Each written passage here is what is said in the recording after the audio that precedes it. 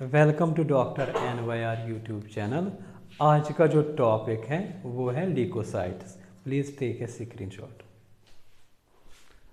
Leukocytes जो होते हैं इनको वाइट ब्लड सेल्स भी बोलते हैं, शॉर्ट में WBCs लिखते हैं। तो अगर हम देखेंगे इनमें न्यूक्लियस प्रेजेंट होते हैं और जो डिफरेंट ऑर्गेनेल्स होते हैं वो भी इनमें प्रेजेंट होता है।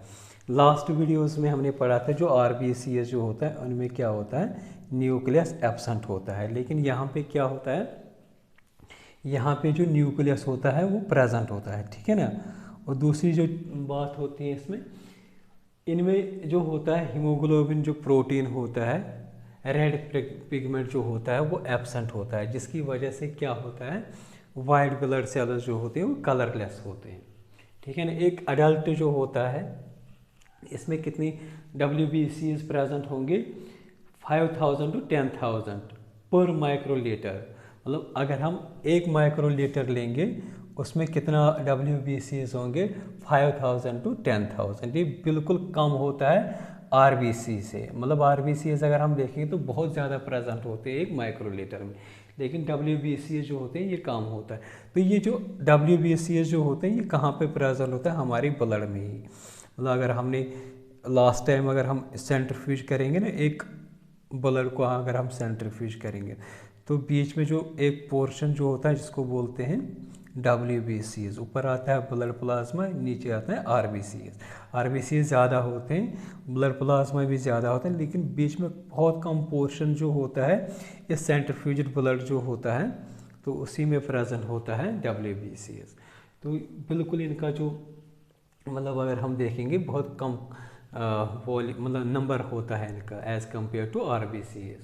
तो इनका जो लाइफ अगर हम देखेंगे, इनकी जो लाइफ जो होती है, लाइफ स्पैन वो भी फ्यू आवर्स का होता है। RBCs का लगभग 120 डेज़ का होता है, इनका फ्यू आवर्स या फ्यू डेज़ रहता है। तो ये जो WBCs जो होते हैं ना, इनको 2 क्लास में डिवाइड किया जाता है। एक होता है ग्रैन्युलर एंड एग्रैन्युलर। मतलब कुछ कुछ WBCs जो होते हैं उनमें क्या होते हैं, ग्रैन्युलस प्रेजेंट होते हैं, तो उनको बोलते हैं ग्रैन्युलर ल्यूकोसाइट्स।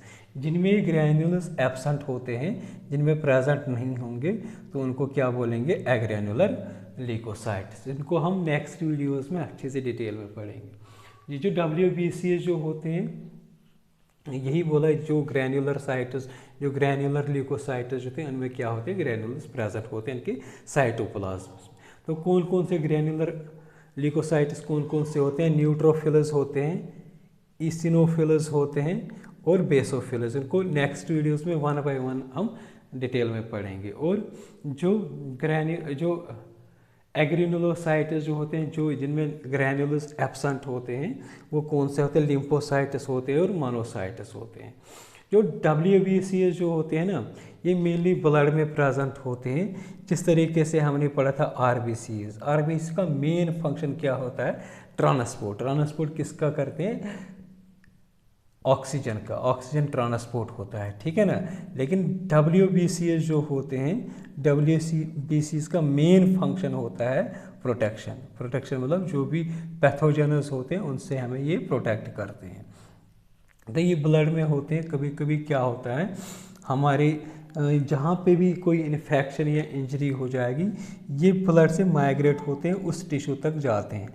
तो उस प्रोसेस को क्या बोलते हैं, इमिग्रेशन, ठीक है ना, या डायपेडेसिस।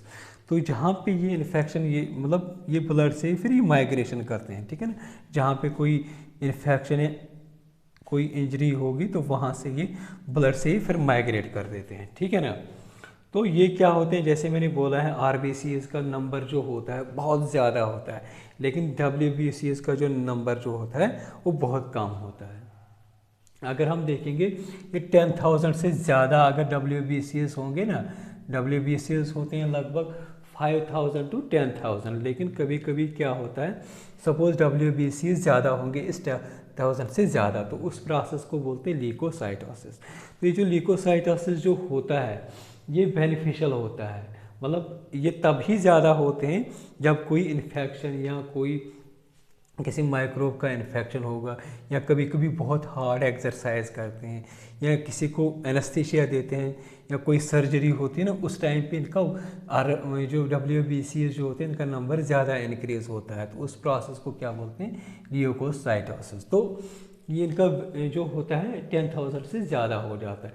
तो ये एक पर्सन जो होता है, एक इंडिविजुअल के लिए जो ज़्यादा इनका होना ये बेनिफिशियल होता है। लेकिन क्या होता है अगर इनका लो हो जाएगा, सपोज 5,000 से नीचे होता है, उस प्रोसेस को बोलते हैं ल्यूकोपीनिया। तो ये क्या होता है, ये हमारे लिए बेनिफिशियल नहीं होता है। तो इसका जो काज जो होता है, अगर हम देखेंगे इसका काज जो कम 5,000 से कम WBCs हो जाते हैं, ये बेनिफिशियल नहीं होता है। इसका मेन काज होता है कोई रेडिएशन से, मतलब कोई रेडिएशन की जगह पे काम करता है, या रेडिएशन उसको कोई मतलब अटैक हुआ है, या कोई शॉक लगा है, या कीमो थेरापेटिक एजेंट्स यूज़ करता होगा, तो उसकी वजह से क्या होता है, ये WBCs का वैल्यू बहुत कम होता है और ये हमारे लिए नुकसानदेह होता है। ठीक है ना।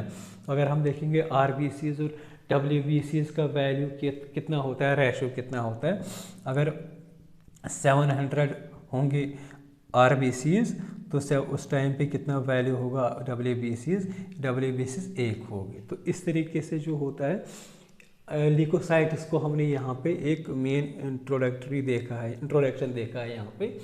नेक्स्ट वीडियो में हम क्या करेंगे, इसके जो टाइप्स होते हैं, ग्रैन्युलर ल्यूकोसाइट्स या एग्रेनुलोसाइट्स जो होते हैं, इनको हम नेक्स्ट वीडियोस में अच्छे से पढ़ेंगे। अगर आप लोगों को हमारा वीडियो अच्छा लगा होगा, प्लीज़ इस चैनल को सब्सक्राइब कर दीजिएगा, वीडियो को लाइक एंड शेयर कर दीजिएगा। Thank you very much.